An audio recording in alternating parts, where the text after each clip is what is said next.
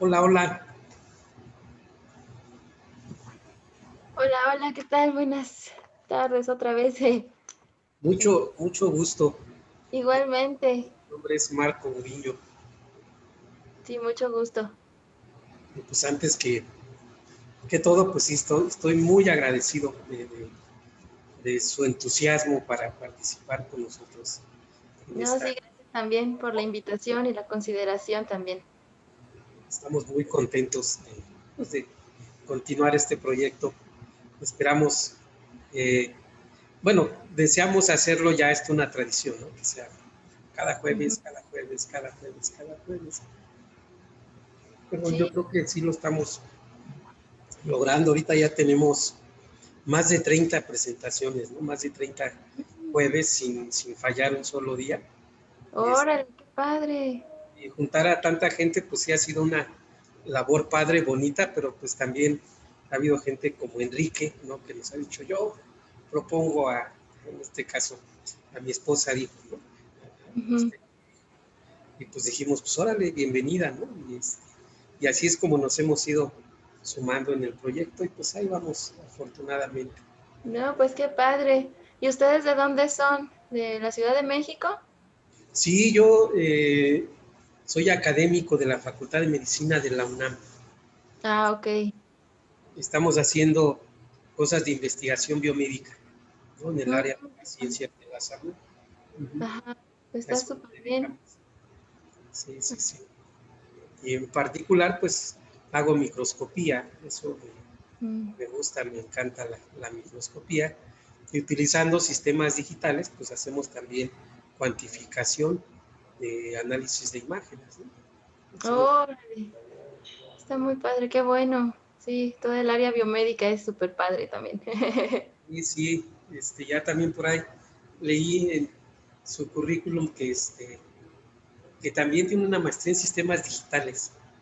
En comunicaciones digitales. Mm, Ah, sí, pues ahí andamos más o menos en la misma frecuencia también en ese aspecto. sí, qué buena onda. Sí, sí, sí, aquí andamos. Este, pues si quiere compartirnos su presentación en lo que Sí, nos vamos acomodando para iniciar también la transmisión por Facebook Live. ahí ya la estoy compartiendo, ¿sí la puede ver? Sí, sí, aquí la podemos, ya se puede ver. No sé si se pueda ver si se ve un video. Eh, Ajá, vamos. a ver, vamos a ver.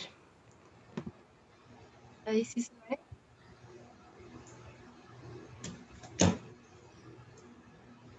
Se ve, pero no se escucha. Ajá, ok. Ok.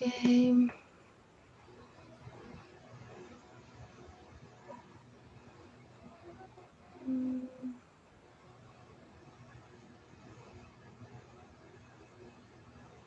a ver, voy a dejar de compartir Sí, claro, claro. y le tengo que dar en alguna otra cosa. Compartir sonido. Aquí yo creo que es compartir sonido. A ver, vamos a ver.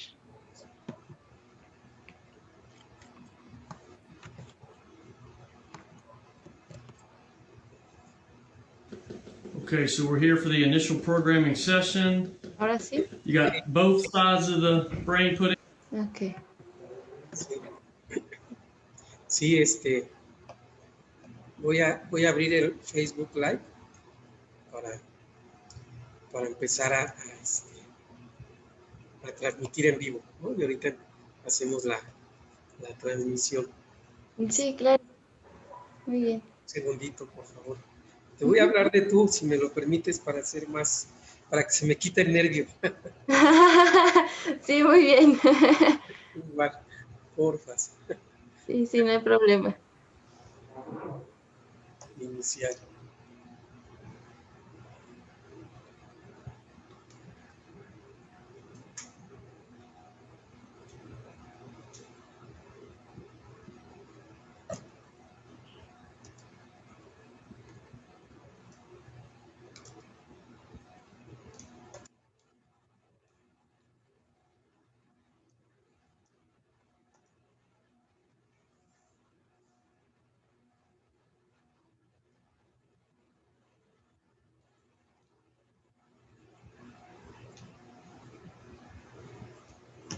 Vamos a probar el sonido en Facebook Live.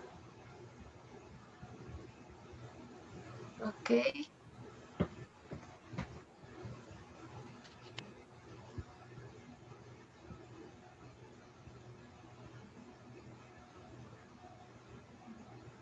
Buenas tardes a todos. Doctora Hola, Ingrid, buenas tardes. ¿Cómo buenas están? tardes. Bien, bien. Aquí ya casi por iniciar. Ah, excelente, excelente. Vamos a aprender algo nuevo el día de hoy otra vez. Me da mucho gusto. Sí, sí, bienvenida, doctora. Ya le Gracias. extrañábamos también. Ah, es que ya van como dos que no puedo, ¿verdad? Sí, pero bueno, ahorita ya estamos otra vez organizados. Muy bien. Por mi parte, porque ha sido como que fin de año con un montón de cosas que salen a última hora, pero bueno. Uno diría que estando en cuarentena, pues uno está, digamos, en relajación, pero no es así. No, creo que es al contrario, ¿no? Es más trabajo todavía. Exacto, como que sí. Y no hay, ¿cómo se llama?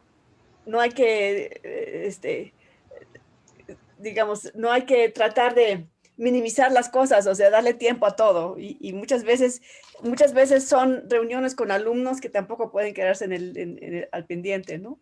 Entonces, pero bueno, lo bonito es que gracias a los esfuerzos como pues se nos abren nuevas perspectivas que antes no había. Entonces, aprovechemos esa parte de la pandemia.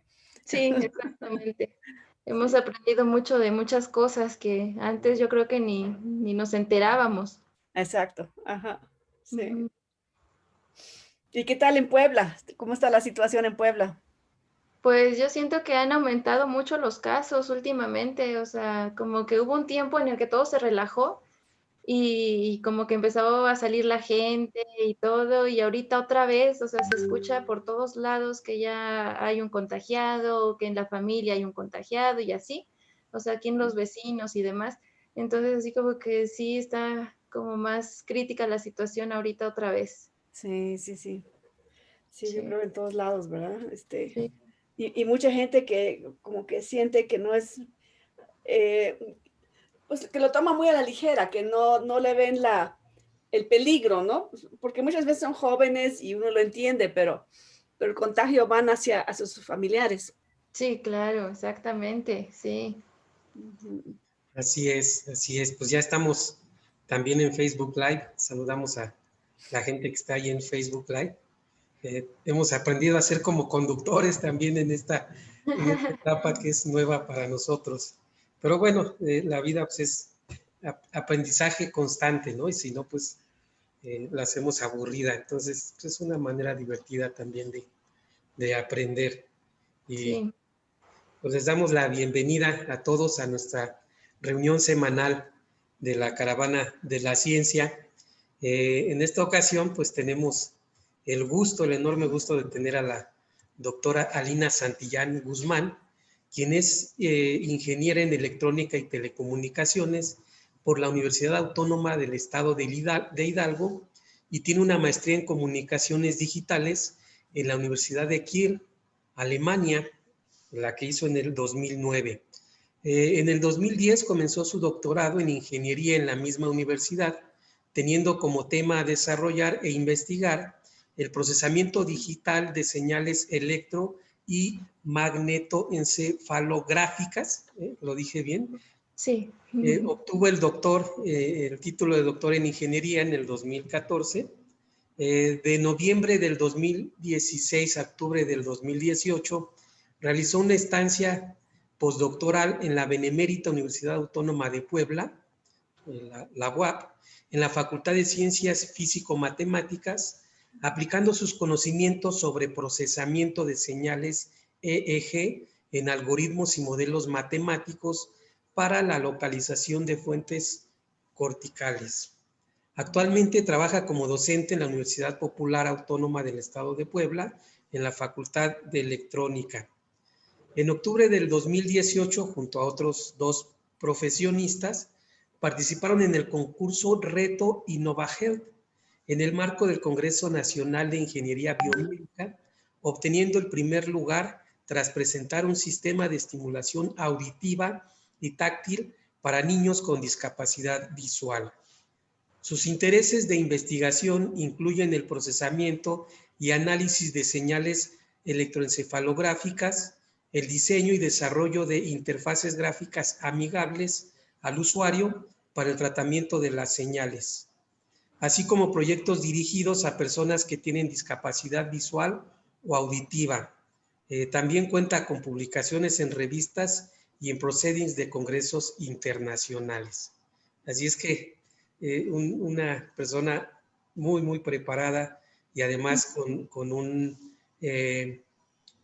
gran tinte de querer compartir a nosotros y a la sociedad lo que ha hecho durante todo este tiempo. Así es que pues te damos otra vez la bienvenida a Lina y pues adelante. Muchas gracias. Sí, muchas gracias. Buenas tardes a todos, a los que están aquí en Zoom, a los que nos ven allí en Facebook. Gracias por la invitación, por la consideración. Y pues sí, como ya me presentaron aquí, pues yo soy Alina Santillán, y les voy a hablar un poquito sobre la detección de eventos epilépticos de ausencia usando cálculos estadísticos. Actualmente pues estoy como docente en la Universidad Popular Autónoma del Estado de Puebla. Y pues bueno, hemos hecho algunas cosas, algunos estudios, algunas colaboraciones también con la UAP. Y pues bueno, les voy a mencionar algunas cositas que hemos estado haciendo.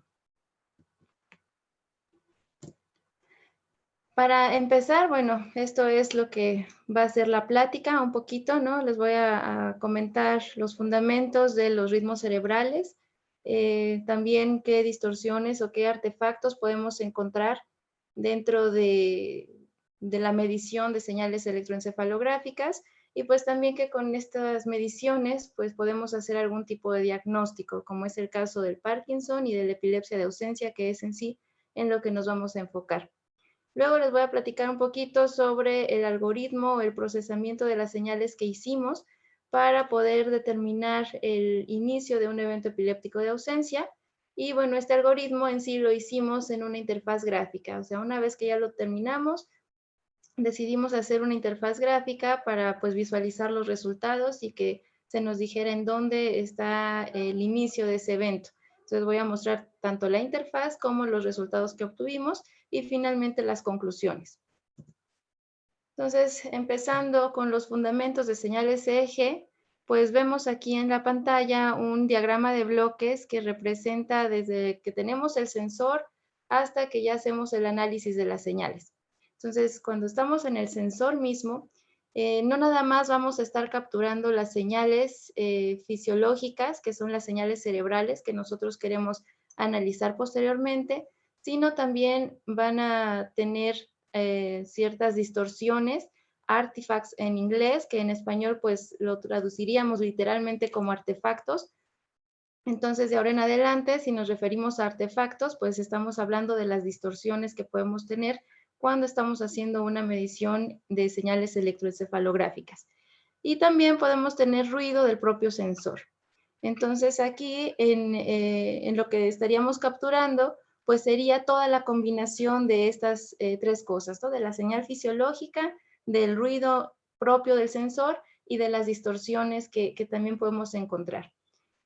Una vez que tenemos las mediciones aquí, pues tenemos que hacer un procesamiento analógico. Este procesamiento analógico consiste en usar amplificadores, en usar filtros para tratar de eliminar lo más posible los ruidos o las distorsiones que podamos tener al inicio.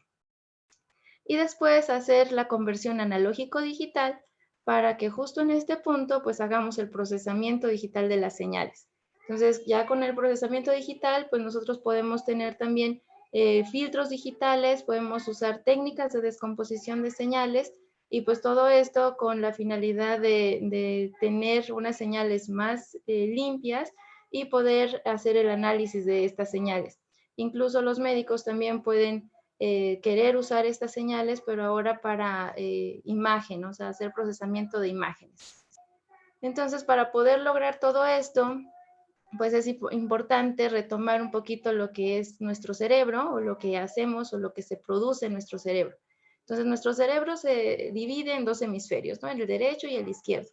Y tenemos 4 lóbulos, que son el frontal, el temporal, el occipital y el parietal. En cada uno de estos lóbulos se van a estar produciendo diferentes señales. A estas señales las vamos a conocer como señales cerebrales, como ritmos cerebrales o como señales espontáneas. Entonces van a tener diferentes letras griegas, y dependiendo de lo que esté haciendo el sujeto y también de la zona en donde estemos haciendo la medición, pues van a producirse estas señales. Por ejemplo, si el sujeto está con los ojos cerrados, relajado, no durmiendo, sino solamente relajado con ojos cerrados, vamos a tener la señal alfa y la vamos a encontrar en la zona posterior de la cabeza. Si por el contrario estamos concentrados tratando de resolver algún problema concreto, entonces vamos a encontrar señal beta y en la parte frontal. Entonces, si también tenemos a lo mejor imaginación en algún movimiento, o sea, imaginamos mover algo, pues vamos a tener señal gamma. Si estamos realmente moviendo los dedos, pues vamos a tener señal mu. Entonces, dependiendo de lo que estemos haciendo, pues vamos a ver estos diferentes ritmos cerebrales en las diferentes zonas del cerebro. Cada uno de estos ritmos tiene una frecuencia determinada o un ancho de banda determinado. El ritmo más lento, pues es el ritmo delta. Este ritmo se encuentra entre 0.1 hasta 4 Hz. Normalmente lo vamos a encontrar en la región frontal.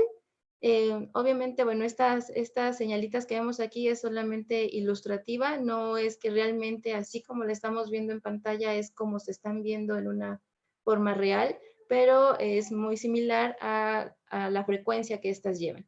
Entonces, la señal delta va a ser la más lenta, luego le sigue la señal teta, que va de los 4 a los 7 Hz, la vamos a encontrar en la región temporal.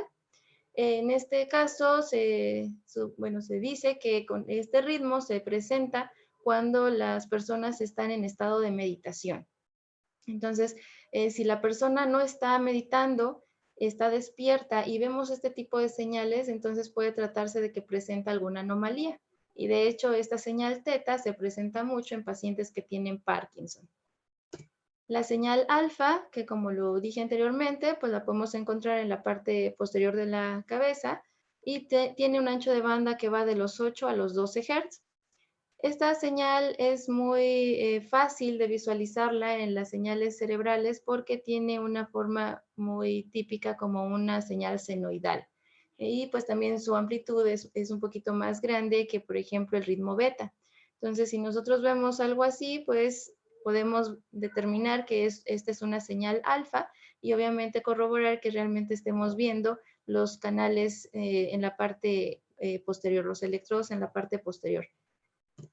Tenemos también la señal beta, que va de los 12 a los 30 Hz, es un poco más rápida que la señal alfa, la vemos en la parte frontal, tiene una amplitud más pequeña que la señal alfa, pero pues es más rápida. Y finalmente tenemos la señal gamma, que es la más rápida entre estas 5, que son los ritmos más comunes. Está entre los 30 y los 100 Hz. Lo podemos observar en la corteza somatosensorial. Y normalmente esta señal gamma es cuando estamos imaginando en mover alguna parte del cuerpo, ¿no? Entonces, con solo el imaginar, pues estamos produciendo esta señal y normalmente pues se utiliza para interfase cerebro-computadora. Todas estas señales pues no vienen solitas, ¿no? Como vimos en el diagrama de bloques, pues además de las señales fisiológicas, pues también vamos a estar capturando señales que son distorsiones. Y estas distorsiones, que son los artefactos, pues se definen como secuencias con amplitud y formas diferentes a las señales que no están contaminadas. Vamos a tener dos tipos de artefactos, los fisiológicos, que son los relacionados con el paciente o el sujeto de prueba, por ejemplo, los movimientos oculares, los musculares y los latidos cardíacos. O sea, todas estas señales son justamente fisiológicas, ¿no? O sea, pertenecen al sujeto mismo, pero no queremos o no queremos tener estas señales porque no pertenecen a señales cerebrales. O sea, a pesar de que vienen del cuerpo, estas señales no las queremos tener porque en sí no son señales cerebrales como tal, entonces necesitamos quitarlas.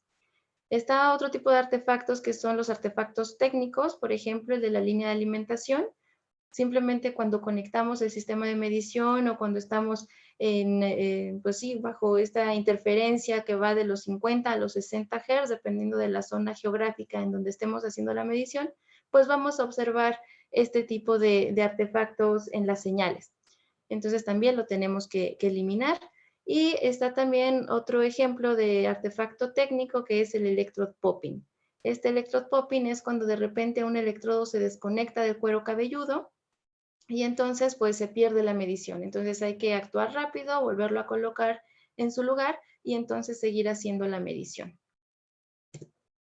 Aquí vemos un ejemplo de unas señales electroencefalográficas de un sujeto sano. Esta imagen la tomé de internet y entonces, bueno, yo nada más la tomé para poderles mostrar cómo se pueden ver los artefactos. Aquí tenemos un ejemplo de artefacto muscular. Este artefacto muscular es pues de muy alta frecuencia, bueno, comparada con las señales electroencefalográficas. Tenemos también el artefacto ocular, en este caso es un parpadeo. Lo podemos distinguir porque tenemos esta curvita que puede ser hacia abajo o hacia arriba mientras parpadeamos y lo vamos a ubicar en los electrodos que están en la parte frontal porque son los que están más cercanos al glóbulo ocular. Y también este es un ejemplo de electrode popping que se puede presentar en uno o dos canales y pues vemos así como que un cambio y de repente pues ya tenemos que ajustarlo otra vez para que siga midiendo adecuadamente. Otro tipo de artefacto pues es este que vemos acá, que es el artefacto cardíaco y lo vamos a poder identificar si además de las señales electroencefalográficas tenemos también la medición en paralelo, o sea, al mismo tiempo del electrocardiograma, ¿no? O sea, del ritmo cardíaco. Si vemos entonces en esa parte, bueno, tenemos aquí el piquito del ECG y este pico coincide con los piquitos que vemos en las señales EEG. Si vemos aquí cada pico, pues vamos viendo que hay piquitos también dentro de las señales EEG. Entonces estamos diciendo que este es un artefacto cardíaco y también lo tenemos que eliminar de alguna forma porque a lo mejor los diferentes tipos de artefactos pueden estar como ocultando información fisiológica que a lo mejor suele ser importante para analizarla posteriormente. Y bueno, esto es también otro ejemplo de artefacto muscular, que como dije, pues es de alta frecuencia, o sea, es más rapidito. Todas estas señales, incluyendo los artefactos mismos, pues necesitan de un sistema de medición para poder observarlos, ¿no? Entonces, uno de estos, pues es esta diadema, que es la diadema de Mindwave Mobile de NeuroSky, que cuenta solamente con un electrodo. Este electrodo se pone en la frente, en la parte frontal, y tiene otro electrodo que es este, que es la referencia y se coloca en el lóbulo de la oreja. Entonces, con esta diadema, pues básicamente lo que se hace es ver los niveles de atención y de meditación del sujeto de prueba. Sirve más que nada también para juegos, o sea, hay un jueguito que es un barril común y corriente, ¿no? Así en la pantalla, y de acuerdo al nivel de atención que tú tengas en la pantalla o en algún punto, ese barril, bueno, si alcanza cierto nivel, el barril explota. O existe otro juego también que es como una esferita, una pelotita, en donde también dependiendo de los valores de meditación o de atención, pues esa pelotita va a subir o a bajar. Entonces, básicamente esto también es como para niños, como para tal vez inducirlos a esta parte de la investigación de la cabeza, ¿no? Del cerebro, y pues también en el área académica.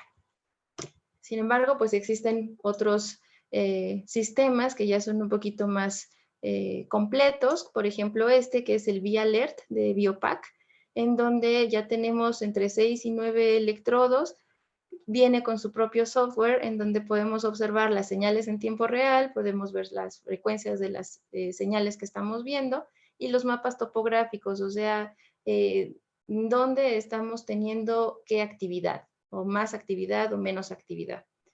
También se usa para la academia, para educación y para investigación. Y tenemos este otro que también es muy útil, se usa muy comúnmente en los centros de investigación incluso, es el Epoch Plus de Emotiv, que tiene 14 canales más 2 de referencia, y entonces pues también se usa justo para investigación y para academia. Y pues obviamente para, para interfaz cerebro-computadora. Cabe mencionar que ninguno de estos tres sirve para hacer diagnósticos, o sea, nada más es para investigar las señales EEG, pero no para diagnosticar alguna enfermedad. Los que se usan para diagnósticos son estos que ya son de uso clínico, que ya es la gorrita que tiene sensores, o sea, donde se le van a conectar todos los electrodos, y los electrodos pues van cableados a una serie de circuitos, bueno, a la circuitería misma, en donde pues está toda la parte de la amplificación, de los filtros, del convertidor analógico digital, para que podamos ver las señales en la computadora. En este tipo de sistemas, que ya son los de uso clínico, los electrodos a veces tienen un pequeño hoyito en la parte de arriba en donde se les inyecta gel conductor para que haya un buen contacto entre el cuero cabelludo y el electrodo y podamos observar las señales EEG. Cuando nosotros vamos a que nos hagan algún estudio o vamos de voluntarios a participar en alguna prueba, entonces en sí lo que estamos haciendo o previendo es tener mucho tiempo.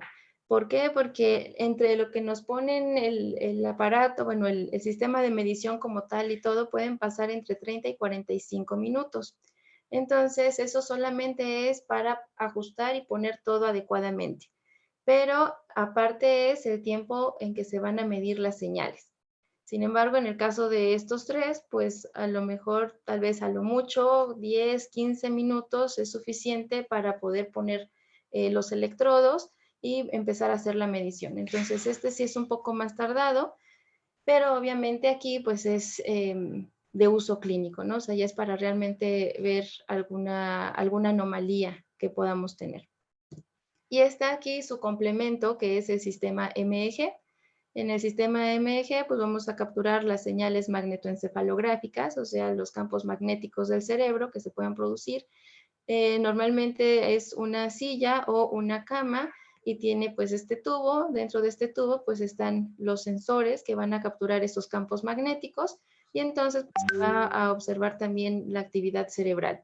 Entonces lo que este puede ver, a lo mejor este no lo ve y viceversa. Entonces son estudios complementarios. La distribución en sí del sistema MEG, o sea, para poder poner los electrodos en la cabeza, vaya, es mediante el Sistema Internacional 1020. Se llama 1020 porque vamos a tener el 10 o el 20% de la distancia, o sea, va a haber entre el 10 y el 20% entre un electrodo y otro, de la distancia total que hay entre un extremo y otro extremo, o sea, entre este punto y este punto, o entre este punto y este punto. Entonces, por eso se llama Sistema Internacional 1020. Y también vamos a poder ver o poder notar si está del lado derecho o del lado izquierdo. Los electrodos que están del lado derecho tienen números pares y los que están del lado izquierdo tienen números impares. Y además vamos a tener letras que nos van a indicar en dónde están posicionados. Si en la parte frontal, si vemos una F, si en la parte parietal, si vemos una P, en la occipital, en la O, etcétera, ¿no? Entonces, si por ejemplo yo digo, voy a analizar el electrodo P6, como es 6, yo debo de saber que entonces está del lado derecho. Y si es P, pues es en la parte parietal. Entonces yo tengo que buscar en el hemisferio derecho y en la parte posterior de la cabeza. Entonces, mediante este sistema internacional hay también modificaciones del sistema internacional 1020, como es este caso, donde se va haciendo cada vez más denso, pero pues nos permite tener justamente esta estandarización para poder determinar la posición de los electrodos mismos. Y pues con estos sistemas que ya son clínicos, de uso clínico, pues podemos diagnosticar si la persona tiene diversas enfermedades, como por ejemplo el Parkinson, ¿no? Que el Parkinson, como todos sabemos, pues es una enfermedad crónica, progresiva y degenerativa y se da por la pérdida de dopamina. La dopamina pues es una sustancia química o es, bueno, un neurotransmisor que cuando se va perdiendo, en sí hace que se vaya perdiendo también el control del movimiento. Entonces, ahí empiezan a aparecer los síntomas del Parkinson, como los temblores, o también puede ser la rigidez o la braquinesia. Entonces, cuando ya sucede esto y se detecta que pues es debido a Parkinson, se les da a los pacientes una medicina, un medicamento que es la levodopa combinada con carbidopa. Pero cuando estos medicamentos no funcionan en las personas, o sea, estos medicamentos son básicamente para disminuir los síntomas, no se va a quitar el Parkinson, sino solamente disminuye los síntomas. Pero si en algún momento dado esto no funciona, entonces se tiene la alternativa que se conoce como Deep Brain Stimulation, que es una terapia alternativa para la medicina, para los pacientes que no reaccionan favorablemente a esta, y es la DBS, ¿no? Y este DBS lo que hace es, bueno, consiste en un neuroestimulador en donde va a generar unas señales eléctricas a cierta frecuencia de estimulación. La frecuencia de estimulación pues puede ser entre 30 y 200 Hz. Y este electrodo pues se va a implantar en zonas específicas que sirven para controlar el movimiento. Entonces, aquí se genera la señal eléctrica a cierta frecuencia, se manda para acá, aquí se van dando esas señalitas y entonces hace que el paciente pues pueda controlar un poquito más el movimiento. Aquí vemos una señal electroencefalográfica de un paciente que es tratado con DBS, de un paciente con Parkinson que es tratado con DBS. Entonces, si vemos aquí, prácticamente no estaríamos notando una señal electroencefalográfica como tal, ¿no? O sea, como las vimos en las diapositivas pasadas. Si acercamos un poquito más y tomamos solamente 300 milisegundos de todo esto, pues vemos esta señal que tenemos acá que también no nos dice mucho. O sea, si uno llega y ve esta señal, pues parecería a lo mejor como una señal ECG que tiene alguna anomalía de alguna forma, ¿no? Pero en realidad se trata de una señal de eje. Entonces aquí otra vez vuelven a caer las diferentes técnicas de filtrado y de procesamiento de señales para poder realmente ver la señal eje que hay detrás de todo esto, lo que está oculta en esto que estamos viendo en pantalla, y entonces poder así ver la evolución del paciente de Parkinson que es tratado con esta técnica. Aquí les muestro un video de un paciente que tiene Okay, so we're here for the initial programming session. esta terapia de You got both sides of the brain put in, bilateral stimulators, and pues we're here for the initial programming session. voluntarios. This is what it looks like without the medicine and the stimulator. And now we're just going to turn it on. Ahí el doctor pues está prendiendo el neuroestimulador. If I can get my fat fingers to hit the button, there we go. Empieza a dejar de moverse. See how Ahí it está el feels. movimiento. Ahí le preguntan cómo se siente y él es capaz de contestar. Yeah. Excellent. Try Ahí tapping both your también fingers for me. pues está haciendo movimientos voluntarios. Excellent. Le piden que mueva los dedos y él All lo right. hace. Entonces, con esta técnica, Feels pues pretty los good? pacientes con Parkinson, Okay, good. pues pueden controlar muchísimo más su movimiento y aparte también pueden ser capaces de expresar, ¿no? De hablar, porque también el lenguaje pues se ve afectado en estos pacientes. Entonces, esto fue con respecto a Parkinson, solamente así como una idea de lo que se puede hacer con las señales EEG. Y el siguiente tema, digamos, que es con el que nos vamos a centrar de ahora en adelante, pues es la epilepsia, que es otra enfermedad también que se puede diagnosticar mediante un EEG.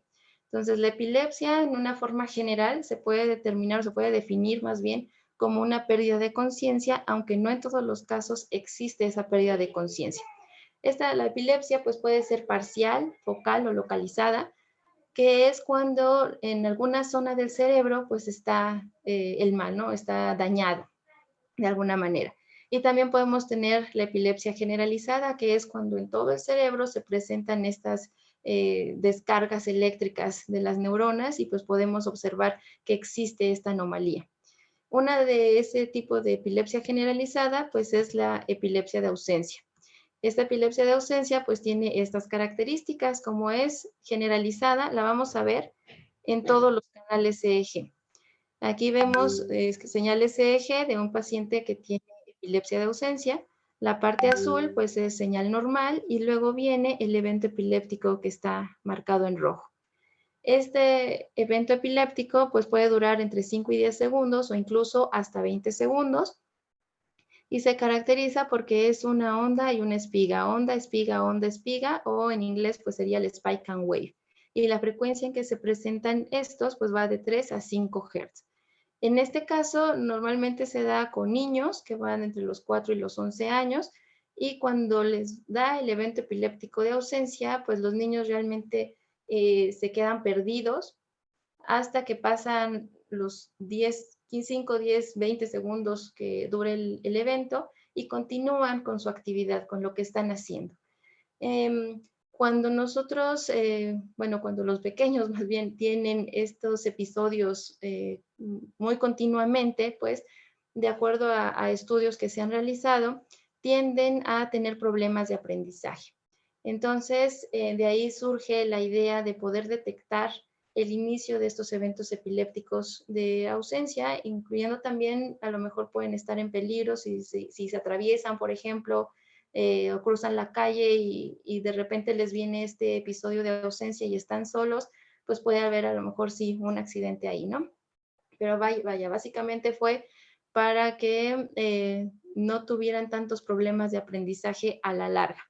Entonces, este proyecto surgió, de hecho, cuando yo estaba en el doctorado allá en Kiel, llegaron los neuropediatras y nos comentaron que si podríamos hacer alguna aplicación para poder detectar el inicio del evento epiléptico de ausencia y cuando lo detectáramos, que una grabación pudiera ser escuchada. Esa grabación debería de contener preguntas simples, por ejemplo, ¿cómo te llamas? ¿Cuántos años tienes? ¿Cuál es tu color favorito? ¿En dónde vives? Etcétera, ¿no? O sea, preguntas muy simples que el niñito pudiera contestar. ¿Y esto para qué? Bueno, la idea de los neuropediatras era de que traer de regreso al niño lo más pronto posible, o sea, tratar de evitar que los periodos en que tuvieran el episodio de ausencia se fueran haciendo cada vez más largos, sino más bien que se fueran acortando y entonces así evitar a la larga problemas de aprendizaje. Entonces esto se hizo parcialmente allá en Kiel, se logró hacer la detección de los eventos epilépticos, se logró hacer lo de la grabación, pero pues no estaban en forma real, ¿no? O sea, sino que nos daban las series de datos, se detectó el inicio del evento epiléptico, se hacía la grabación y demás, se hacía relativamente en tiempo real, pero con la grabación de las señales. No se hizo en tiempo real, de que tengamos el sistema EEG y que entonces a partir de las señales que estamos capturando en el momento se pudiera hacer lo del algoritmo, la detección y la grabación misma, ¿no? Entonces yo me quedé con esa espinita de poder terminarlo y por eso es de que retomamos el tema acá en México y con estudiantes de UPAEP logramos hacer el algoritmo que enseguida les voy a presentar, que es este. Bueno, aquí tenemos el diagrama de bloques del algoritmo mismo, en donde empezamos con la señal original y lo que nos saca el algoritmo, pues es el segmento en donde estamos empezando a tener la ausencia. La primera etapa, pues es un preprocesamiento de señales que consiste en la normalización y en un filtrado. La normalización es básicamente hacer que las señales tengan valor medio igual a 0 y que la varianza sea unitaria, o sea, hacemos básicamente una normalización de amplitud.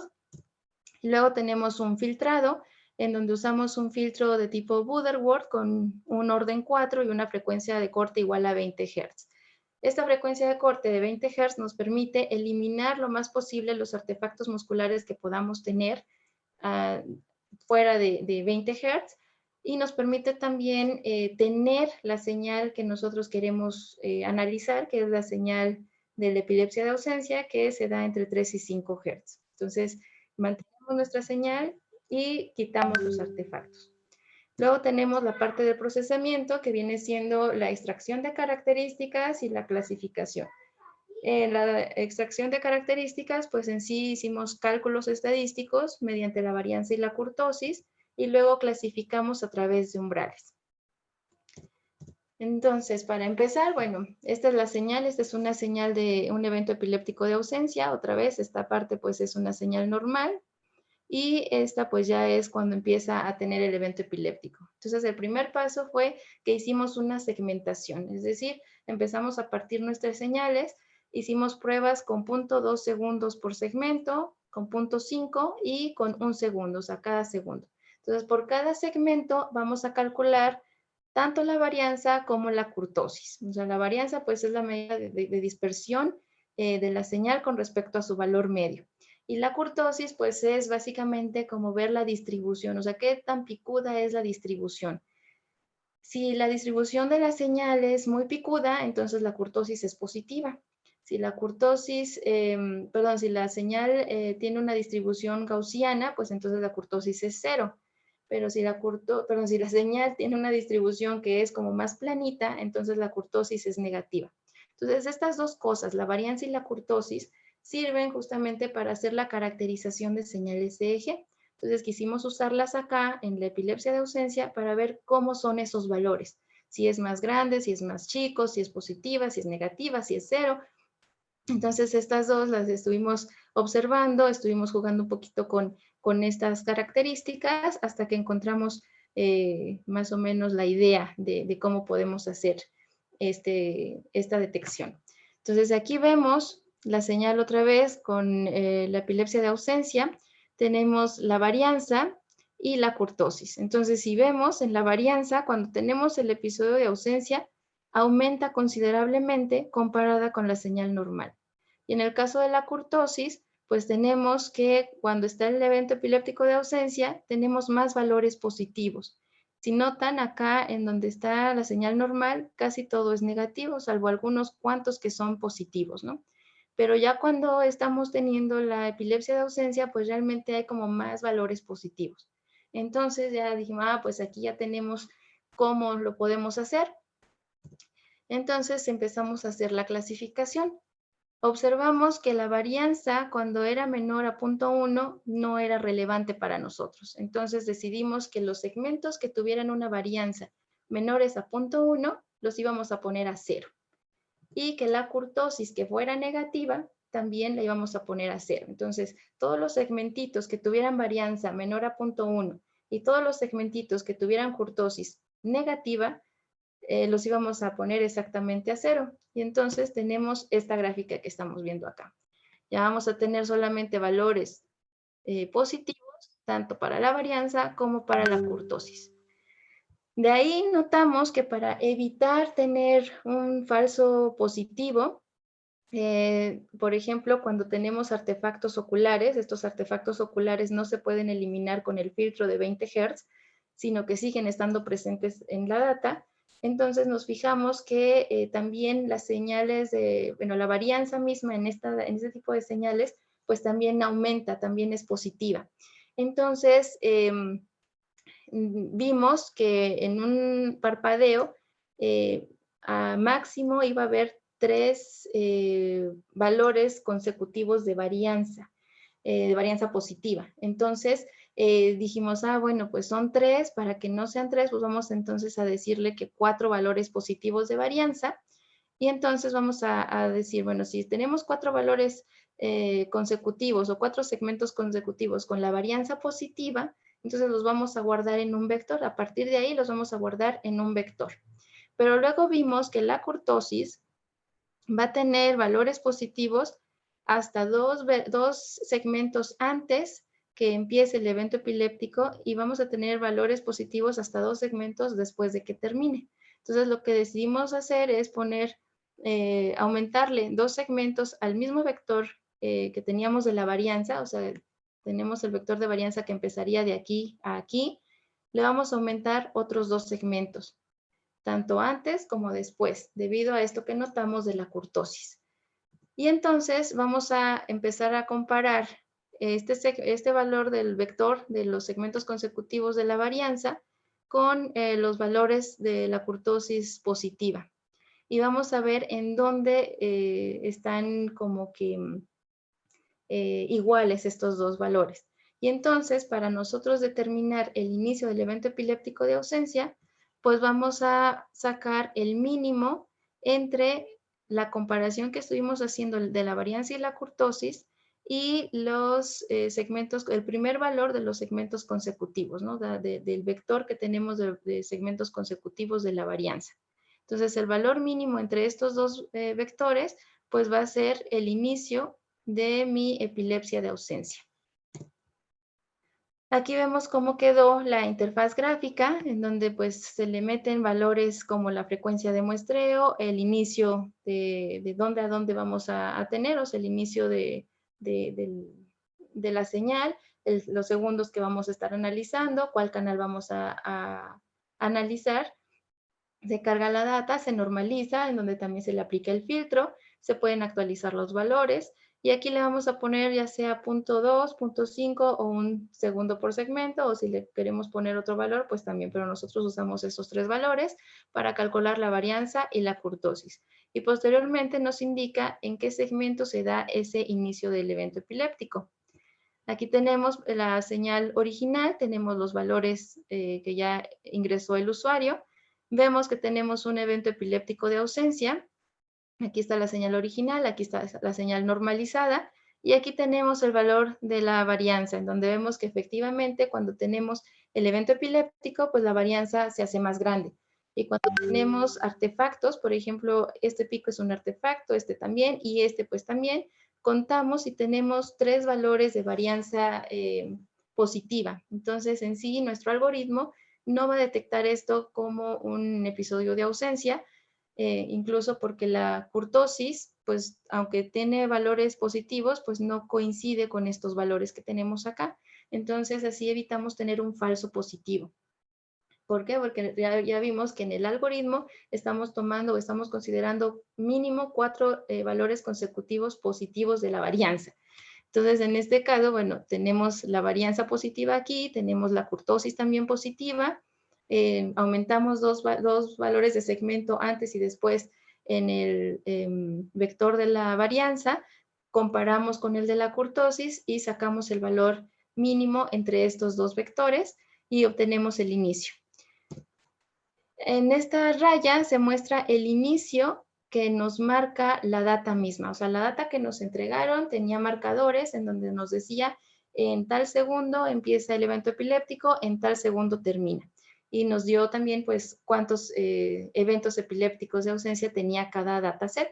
Entonces, en este caso, de acuerdo a los marcadores que vienen en la data, ahí nos marca el inicio del evento epiléptico y el algoritmo nos marca, de hecho, 2 segmentos antes.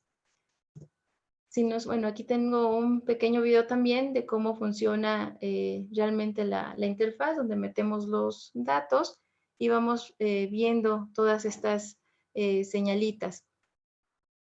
Ahí le ponemos de qué número de muestra vamos a empezar, cuántos segundos, vemos la data set que ya nos pasaron, normalizamos. Ahí sí vemos, en esta parte pues se elimina el artefacto muscular. Aquí ya está como más limpia la señal, se calcula pues el valor de la varianza y de la kurtosis. Ahí están la varianza y la kurtosis por separado, como para tener más la idea, donde están los valores positivos de la kurtosis, perdón, y la varianza pues también valores muy altos. Ahí estamos haciendo el cálculo 0.5 segundos por segmento y de acuerdo a al algoritmo, el inicio del evento epiléptico se da en el segmento 2, o sea, en esta partecita. O sea, unos milisegundos antes de que realmente empiece. Ahí vamos a ponerle otros valores.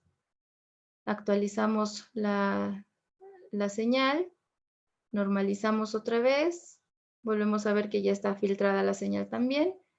Seguimos midiendo con 0.5 segundos por segmento, sacamos el valor de la varianza y de la kurtosis, pero resulta que de la kurtosis no se encontró ningún valor positivo. Entonces, no estamos detectando ningún evento epiléptico, lo cual es correcto, ya que en este segmento no tenemos ese evento epiléptico como tal, ¿no? O sea, está funcionando para detectar y viéndola en otras partes donde no tenemos, también está funcionando adecuadamente. Por eso aquí sale que es -1 porque indica que no tenemos un evento epiléptico de ausencia ahí. Bueno, todo este algoritmo lo usamos para comprobar, bueno, que estuviera funcionando con 5 diferentes datasets, con diferentes eventos epilépticos de cada una. La duración de un evento epiléptico a otro puede variar, va a ir desde los 3.5 segundos hasta los 10 segundos más o menos, y en total fueron 22 episodios de ausencia. Entonces, en este caso, aquí en esta tabla vemos los resultados de 0.2 segundos por segmento, de 0.5 y de 1 segundo. Y con los últimos 3 eventos epilépticos de la dataset que tenía 7, que era la que más tenía. Entonces, aquí vemos el número de segmento de la varianza, en donde comenzó a verse que estaba iniciando el evento epiléptico, de acuerdo también a la kurtosis y de acuerdo a nuestro algoritmo. Entonces, si vemos, por ejemplo, cuando tenemos o usamos 0.2 segundos por segmento y 0.5 segundos por segmento, en todos los casos, pues estamos teniendo una detección, ¿no? Pero cuando tenemos 1 segundo por segmento, resulta de que en estos casos no lo pudimos detectar.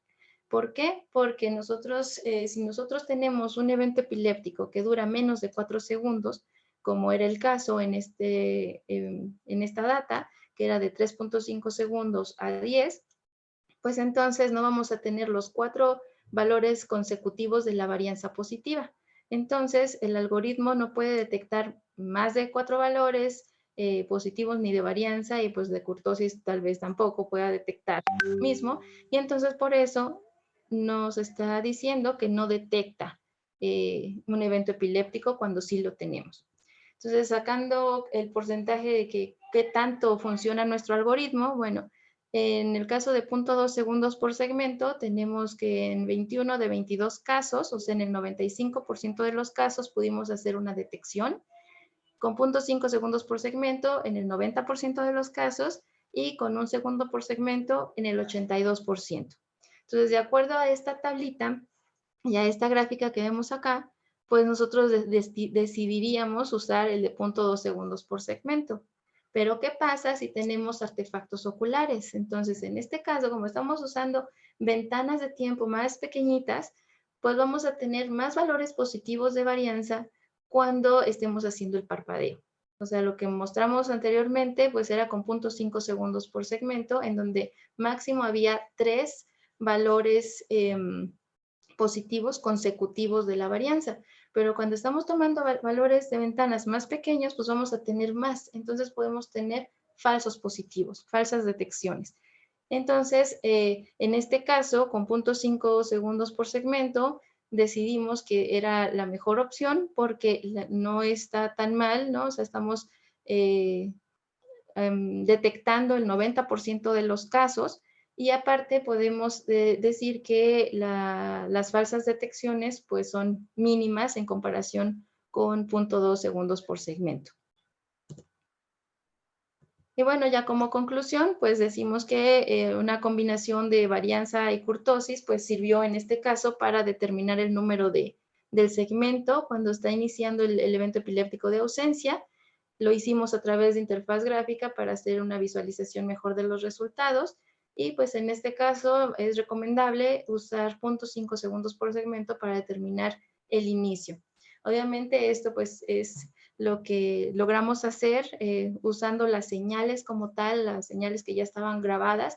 No lo hicimos en tiempo real, y eso vendría siendo lo que tendríamos que hacer a futuro. Seguir analizando las señales, robustecer el algoritmo obviamente, y pues tratar de hacerlo en tiempo real. O sea, una vez que van saliendo las señales, pues ir capturando y procesando a su vez con diferentes valores estadísticos, no nada más con los que presenté, sino tratar de ver otro tipo de cálculo para robustecer, como digo el algoritmo. y entonces realmente hacer que los niños que tengan estos eventos epilépticos de ausencia, pues traten de acortar lo más posible el evento, si es que es posible, o al menos que se les esté mandando la información o se les esté preguntando para que puedan tratar de contestar, o sea, ellos mismos se puedan tratar de dar esa información.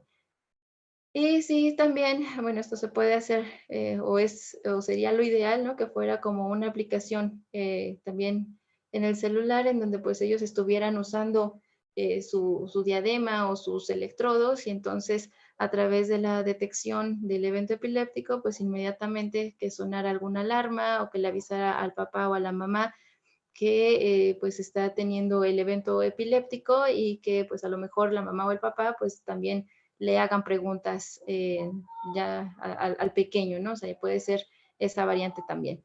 Pero bueno, esto es lo que hemos trabajado y lo que queremos trabajar todavía en un futuro. Entonces, esto sería todo. Les agradezco mucho su atención. Nuevamente agradezco la invitación. Esta es mi página web personal. Ahí hay algunos proyectos que están abiertos al público.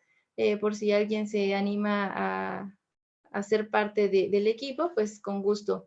Ahí estoy. ¿Sale? Muchas gracias.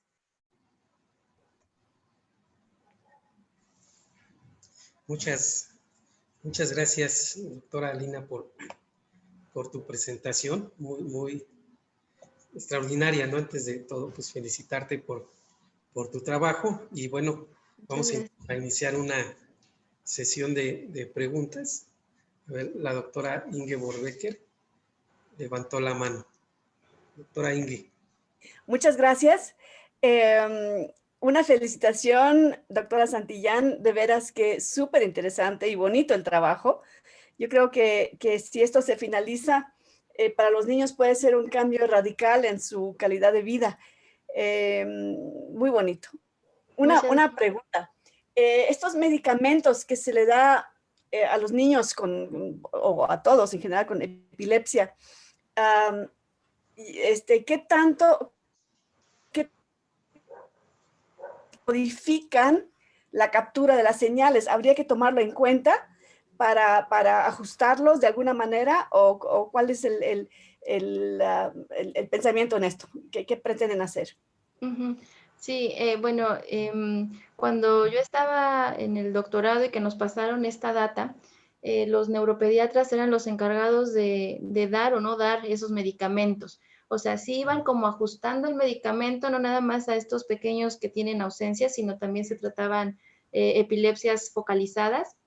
Entonces les iban cambiando el medicamento e incluso también si tenían medicamento, me parece, no estoy completamente segura, pero uno de mis coasesores que trabajaba en conjunto con los neuropediatras me comentaba que les dejaban de dar el medicamento por cierto tiempo para sacarles estas series de datos EEG y que se notaran pues los eventos epilépticos de ausencia.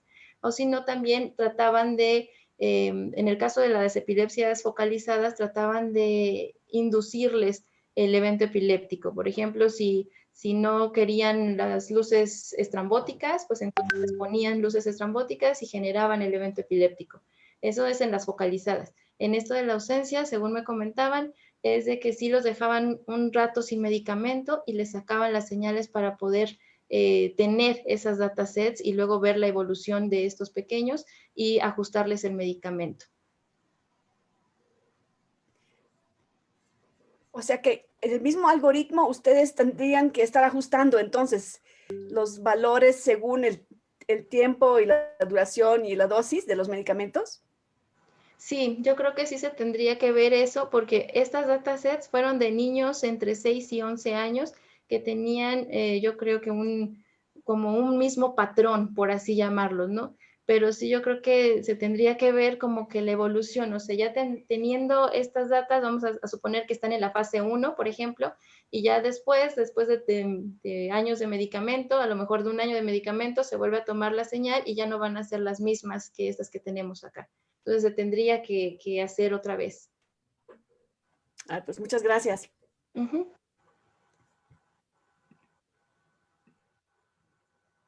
Muchas gracias, doctora Inge. ¿Alguien más? que guste preguntar algo. Manuel Méndez dice en Facebook Live, felicidades, doctora. Muchas gracias. Y a ver, aquí tenemos también a Armando Pérez. Armando, ¿cómo estás? Hola, buenas tardes. Buenas tardes. Mucho gusto, Alina. Igualmente, mucho Eh, gusto. Pues yo pensé que no iba a entender nada debido a la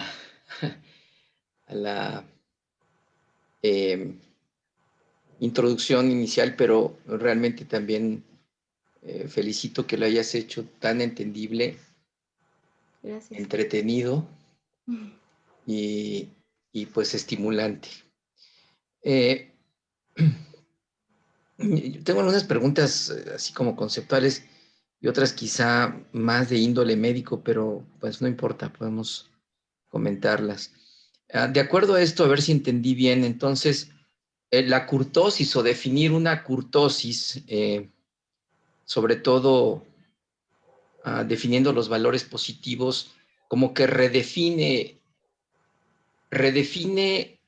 la duración del episodio de ausencia, o también tiene alguna implicación diagnóstica, es decir, de decir, sí es una crisis de ausencia o no la es, porque clínicamente no sé si pueda confundirse con otras situaciones. Ahí no lo sé, pero no sé si existe una relación de diagnóstico diferencial con, por ejemplo, trastornos de déficit de atención o este fenómeno que le llaman de déjà vu. Y si esto sirve pues para definir diagnósticos, para hacer diagnósticos diferenciales o para precisar el inicio y el fin de un fenómeno de ausencia y entonces hacer intervenciones como las que nos mencionabas para, digamos, regresar de la ausencia al niño o al paciente, ¿no? Sí, bueno, en Sí. este caso, la curtosis aquí no puede usarse sola, bueno, ni la curtosis ni la varianza, como para decir, bueno, si la varianza es mayor a tal valor, ya voy a tener un evento epiléptico, ¿no? Sino se usan en conjunto. Y también, por ejemplo, usamos la curtosis para determinar si hay algún tipo de artefacto, pero la curtosis, cuando se presentan artefactos, por ejemplo, musculares, en lugar de ser positiva, es negativa.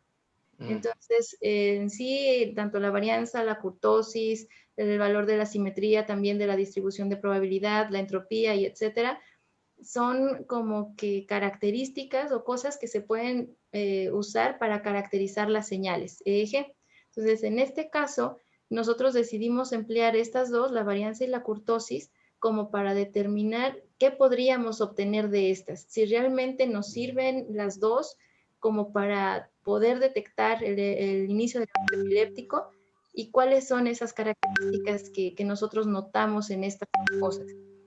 Entonces, por eso las ocupamos.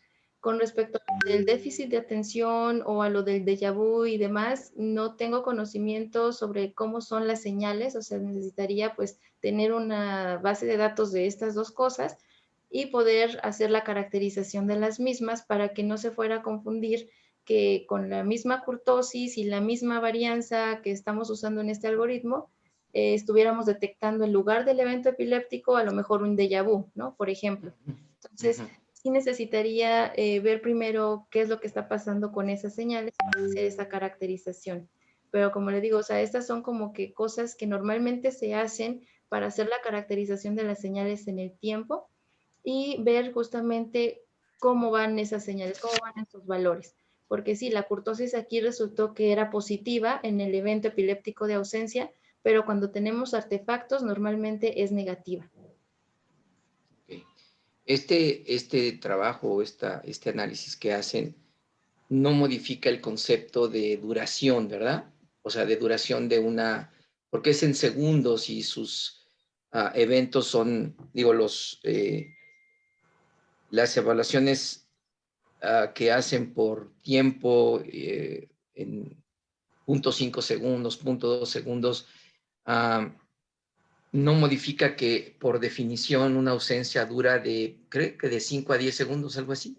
Ajá, sí, Eso no se ha modificado mucho, ¿no? Sigue no. siendo un valor que el clínico lo usa como un referente para decir, ok, aquí clínicamente este niño que ha tenido estas características clínicas o de ausencias, me imagino que es como cuando se quedan viendo a un lugar y como que uno le mueve así la mano delante de la cara o le aplaude a alguno para que regrese, digamos, se destrabe, como dice la gente. Ajá. Eso hace que lo manden a hacer un electroencefalograma o algo así y luego eventualmente tendrían la intervención de ustedes para que si en un futuro se puede vincular a un dispositivo que se encienda automáticamente. Me imagino que esas señales eléctricas podrían vincularse a algún dispositivo que también emita una señal sin necesidad de que esté el papá, ¿no?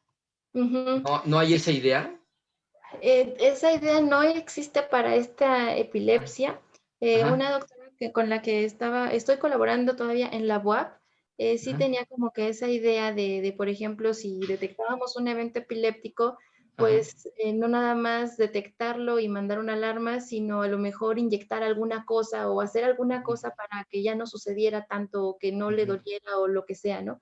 Pero ella sí es meterse mucho con muchos permisos y mucha bioética y demás, entonces pues ni podríamos hacer las pruebas ahorita y Sí. pues aún con las condiciones aptas, pues también sería como meterse en muchas cosas, ¿no? Burocráticas y demás de permisos.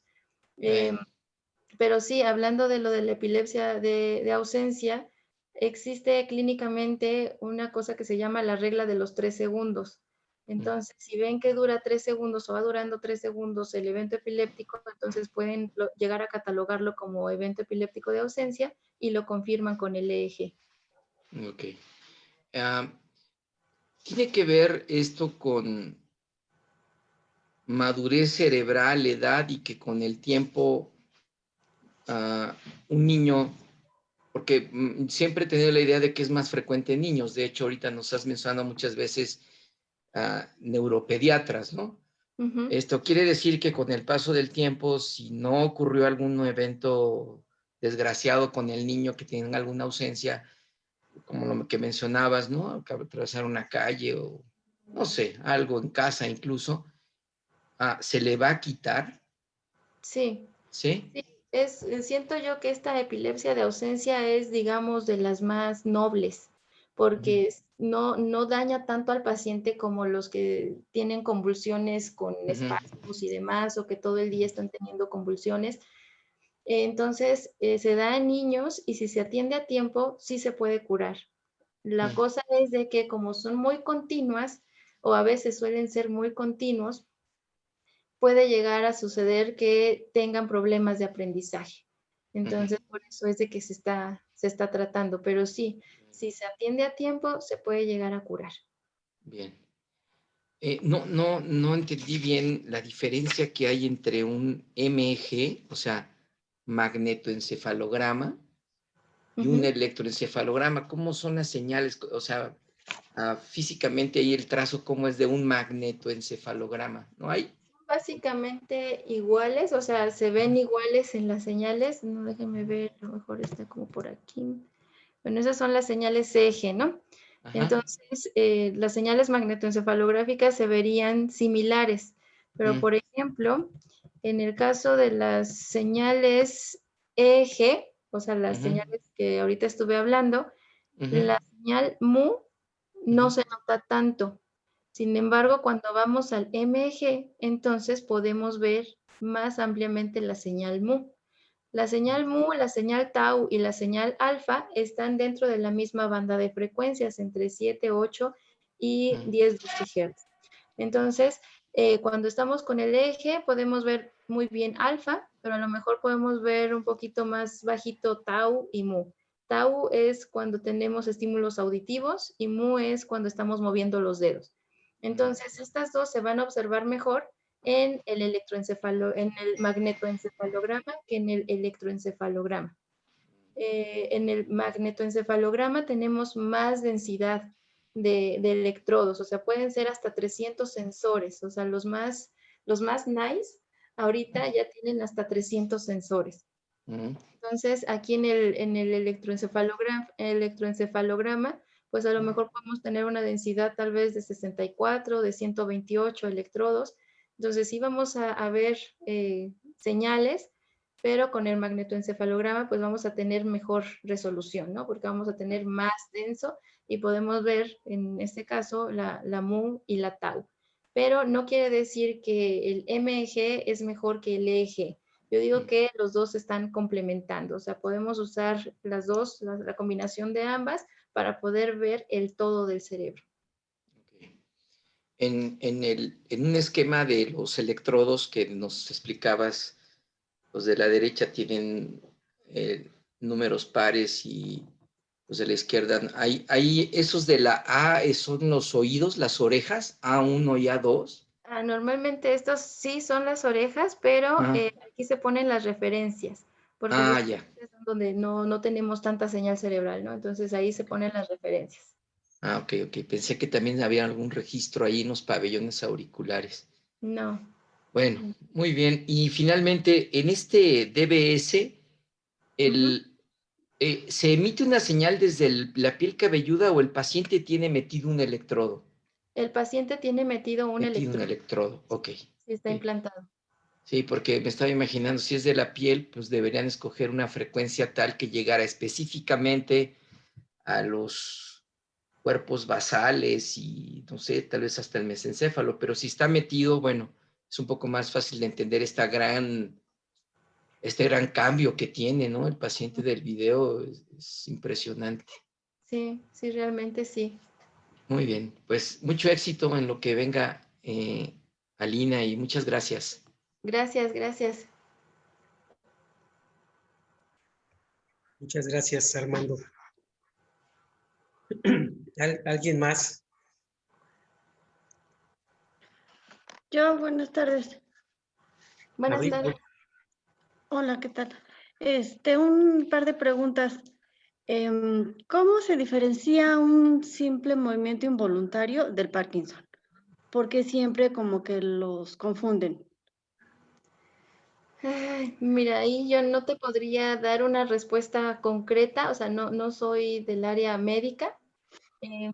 Digamos, yo nada más proceso las señales que los médicos me pasan, porque sí hay diferentes tipos de temblores, ¿no? O sea, puedes tener los temblores como tal, pero a lo mejor no son por el Parkinson, sino porque son de en inglés sería essential tremor, no sé si sería como temblor esencial, no sé si existe esa palabra aquí en español, pero es no Parkinson, sino otro tipo de enfermedad también, que también tienen temblores o tienen movimientos involuntarios.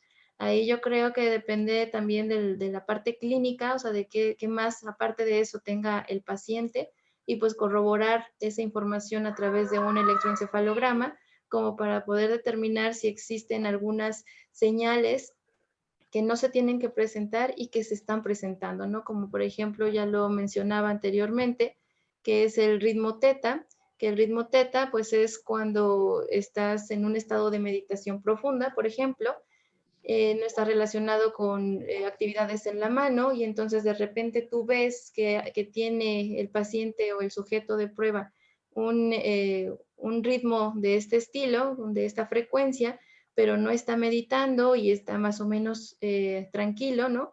Y de repente lo ves y entonces dices, no, pues esto ya es parte de una anomalía, o sea, ya presenta algo. Entonces sí es conveniente tal vez hacer su historia clínica primero y corroborarlo con un EEG. Si me permite, Salina, sí existe tremor esencial, y el Ok. término esencial quiere decir que se desconoce el mecanismo que lleva a ese temblor. En el caso del Parkinson, pues se alude a la muerte de ciertas melanoneuronas y baja en la cantidad de dopamina intracerebral en esas regiones, ¿no? Sí. Y el tremor, de hecho, el tremor esencial, muchos pacientes se toman una copita y se les quita. Es decir, es como la hipertensión arterial esencial. Ahí tiene muchos factores, que convergen y entonces dan la hipertensión. No hay uno solo, o a veces no se identifica una causa-efecto para la hipertensión, igual para el trémor, ¿no? Ok. Perdón por la intromisión, pero sí existe. Adelante, sí, sí. Muy bien, gracias. ¿Y habría una manera de diagnosticar de manera temprana el Parkinson? De manera temprana, pues qué tan temprano estaríamos hablando. Ahí pues lo mismo, o sea, es de acuerdo, a ver, déjame ver si tengo por aquí la diapositiva del Parkinson. Ahí pues lo mismo, o sea, se tendría que hacer una historia clínica, o sea, ir con el neurólogo y pues ver todos los síntomas que pueda tener la persona y si ya están viendo que tiene a lo mejor algunos movimientos voluntarios o que de repente no puede hacer movimientos rutinarios o que tiene cierta rigidez y todo esto que son los síntomas más representativos del Parkinson, entonces es conveniente que vaya al neurólogo justamente y que se haga un electroencefalograma, o sea, tal vez no esperar. Pero como digo, el Parkinson es una enfermedad progresiva y degenerativa, o sea, no se va a curar. Les van a dar medicamento para aminorar los síntomas, pero no se va a curar, desafortunadamente. Ok, gracias. De nada. Muchas gracias, Abril. ¿Alguien más que desee preguntar algo?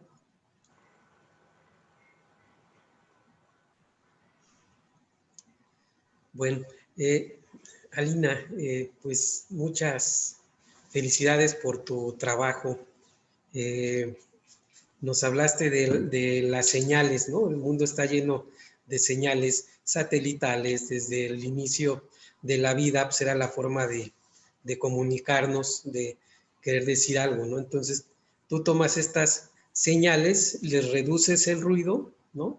Y después las decodificas con un sistema análogo digital, las procesas y haces tu estadística y obtienes una señal resultante que te da un parámetro para hacer un diagnóstico o dar un dato que quiere decir otra cosa, ¿no? Es muy interesante. A mí me gustaría saber un poquito, más allá de esto que está extraordinario, ¿cómo te introduciste tú en este mundo, ¿no? Porque a mí me brinca esto y me emociona porque yo estudié también algo de sistemas digitales, ¿no? Entré a hacerme cargo de un área de cómputo aquí en la unidad y pues de repente, amor a primera vista, cuando me senté a observar en el microscopio y después quise descifrar esas señales al igual que tú y hacer cuantificaciones para ver qué quería decir una presencia de color, una mayor presencia de color, una densidad óptica, en fin. ¿Cómo tú te adentras en este mundo? Bueno, pues desde la carrera yo estuve estudiando ingeniería en electrónica y telecomunicaciones, pero resulta que por azares del destino, ya cuando estaba en séptimo semestre, estaban lo de los veranos científicos de la investigación. Entonces vine a dar aquí al INAOE y ahí hice un verano de 6 semanas más o menos con un doctor que estaba en el área de instrumentación biomédica. Entonces estuvimos haciendo como un amplificador para señales electromiográficas. Y desde entonces como que me empezó a gustar esa parte, o sea, como que el área de la bioelectrónica. Entonces empecé como a buscar alguna maestría para poder llevar a cabo esta idea. Yo tenía mucha idea, o sea, mucho la idea de hacer la maestría en bioelectrónica, pero bueno, finalmente se dio en comunicaciones digitales, que también era parte de mi carrera, porque pues estudié telecomunicaciones. Entonces ahí también esa parte me interesaba mucho, ¿no? Lo de los satélites, las antenas, etcétera. Y entonces, bueno, dije, me decido por esa parte, pero ahí nos dieron materias de procesamiento de señales. Entonces, sí, la verdad, a mí se me hacían muy difíciles, esas materias, o sea, de hecho, digamos que las pancé, porque sí realmente eran muy complicadas, muy, muy, muy complicadas. La forma tal vez en cómo nos la daban o no sé, pero sí se me dificultaba mucho también por el idioma, de que pues nos daban las clases en inglés y entonces nunca había ido a una clase en inglés, entonces los términos técnicos, hasta después me caía el 20 de lo que estaban hablando y demás. Entonces, yo creo que como estudiaba mucho procesamiento de señales para poder entenderlas, pues ya como que me empezó a gustar un poquito más. Cuando termino la maestría, que de hecho mi tesis de maestría nada tiene que ver con señales EEG, sino tiene que ver con comunicaciones bajo el agua, termino la maestría y resulta de que uno de los profesores, justamente quien me dio procesamiento de señales, me invita a participar en un proyecto que es en el que hice el doctorado, en donde la idea principal de ese proyecto era el desarrollo de sensores magnetoencefalográficos. Nosotros tenemos aquí o sea, en el mundo, vaya, los squids, ¿no? Que los squids pues son los que captan los campos magnéticos del cerebro y son en los que pues ya la gente va a tomarse la EMG.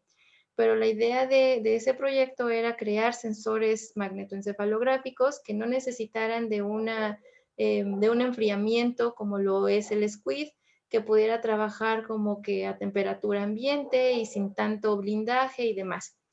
Y estaba como que subdividido en proyectos, entonces el área de mi proyecto pues era el procesamiento digital de las señales magnetoencefalográficas.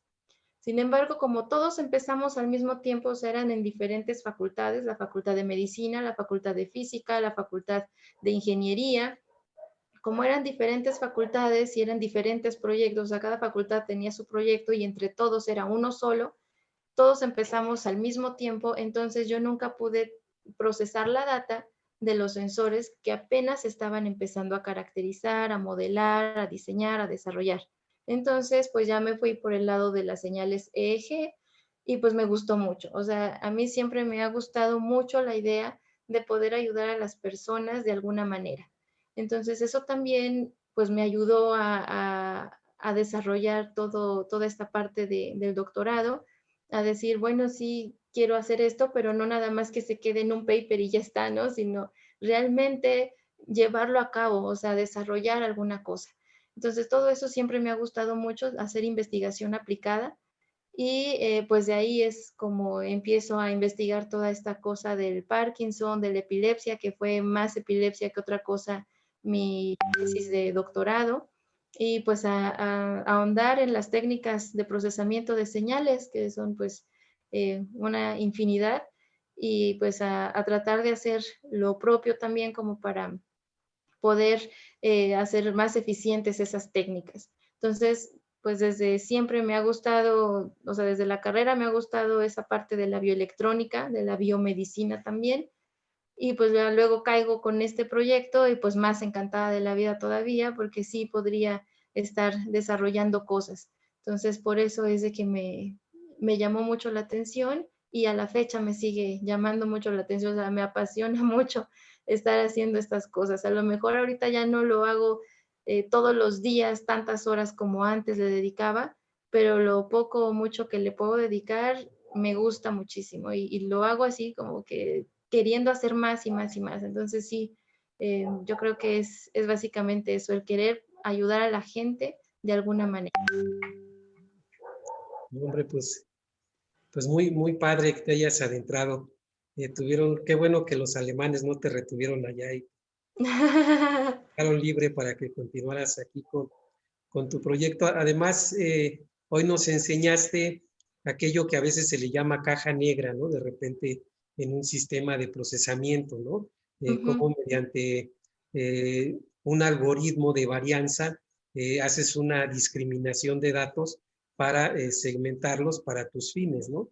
Entonces, pues esto también nos permite ver cómo funciona Photoshop, cómo funcionan muchos programas, incluso de análisis de imágenes, para discriminar, ¿no?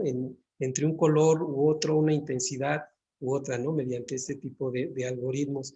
Se me ocurre que para para mejorar la eficacia del 90% que tenías con la... no sé si podrías a lo mejor generar algún algoritmo de autoconocimiento en tu sistema, en el cual metas, entre más señales metes, se va alimentando y va siendo más específico. ¿Sí has pensado en esa parte?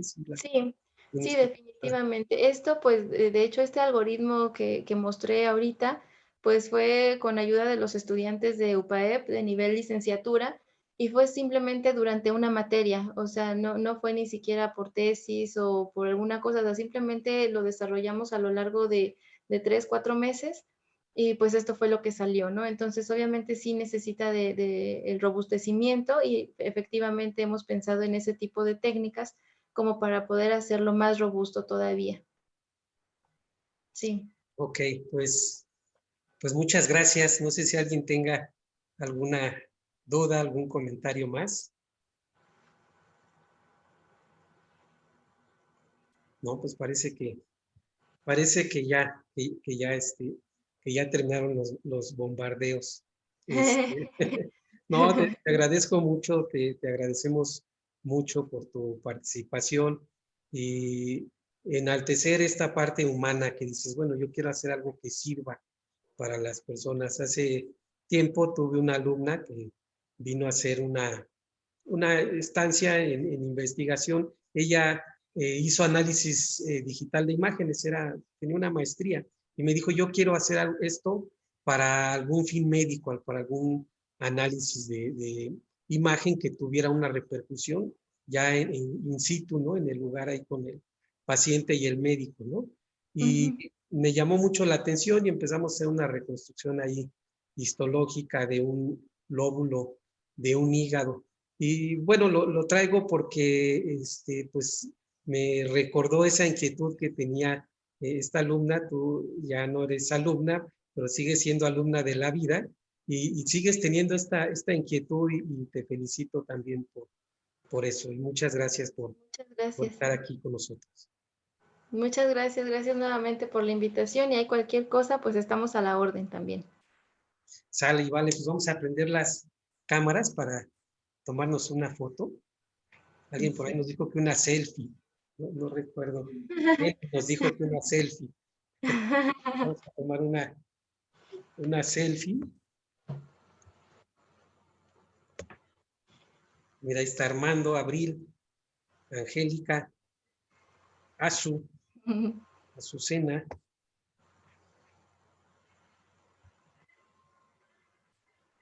Y bueno, vamos a tomarnos la foto. Evelyn, aquí anda Evelyn. Hola, Eve. Y vamos a sonreír. 1, 2, 3. Sale y vale.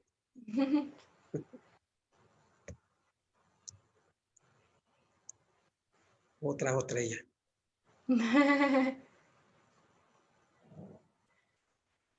Sale. Listos.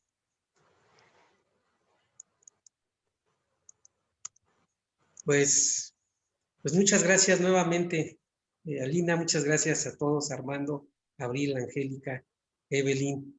Nos vemos la próxima semana. Cuando nos tengas más datos, igual eres bienvenida a presentarlo, o algún alumno que tenga algún proyecto. Pues Muy bien. Es un espacio para eso, precisamente, para ayudar a la gente también, como tú bien lo has dicho. Muy bien, muchas gracias, gracias nuevamente por todo. Gracias por los que estuvieron aquí presentes también, tanto aquí como en Face. Bueno, nos vemos. Un abrazo a todos. Igualmente. Cuídense mucho y nos vemos la próxima semana en la última reunión de este año, porque el año que viene venimos con más. ¿Sale? Nos vemos. Hasta luego. Hasta luego a todos. Bye, doctora Inge. Bye. Adiós, Inge. Dios, nos vemos. Adiós. Sale. Ya quedó la figura, ¿no, Inge? Ya está, ya últimos detalles. Perfecto, muy bien. Ya se va. Qué bueno que se retomó eso. Sale. Sí, Seguimos sale. en contacto. Muchas gracias. Que estén Sí, bien. gracias a ustedes. Bye. Bye, bye.